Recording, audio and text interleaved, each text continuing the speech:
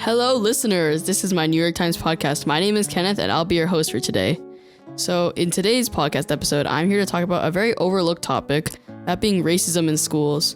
But what do I mean when I see racism in schools? There isn't really any newscasts that you hear about racial attacks in schools or like school shootings based on race. But to all my Asian students out there, have you ever been asked for homework answers or considered the smartest in your classroom?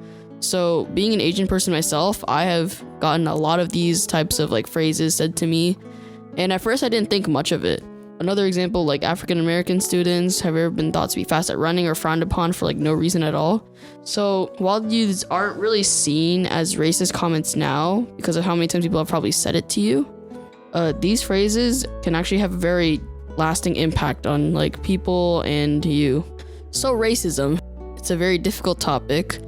It's not something to be talked about lightly, and it has a really lasting impact on people who are like attacked by it or have dealt with it in like family settings and stuff like that. So my experience with racism in schools, usually it's not meant to be like very harmful. Like the people who say the racist comments aren't trying to be racist, but they turn out to be racist because of just the things that they're exposed to. So like, for example, in school, kids would ask me for homework answers, and as an Asian student, and I usually get A+, but I don't feel like that's just because I'm Asian.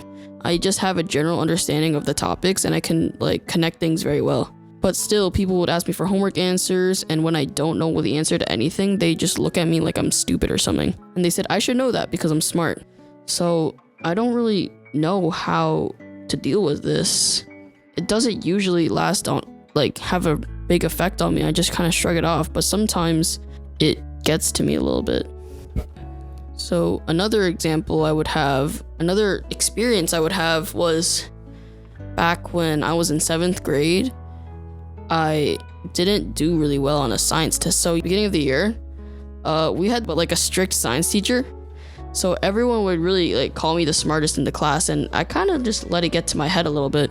But when I didn't, I remember like in the middle of the year when I got like an 80, it dropped my grade down from an A+ to an A.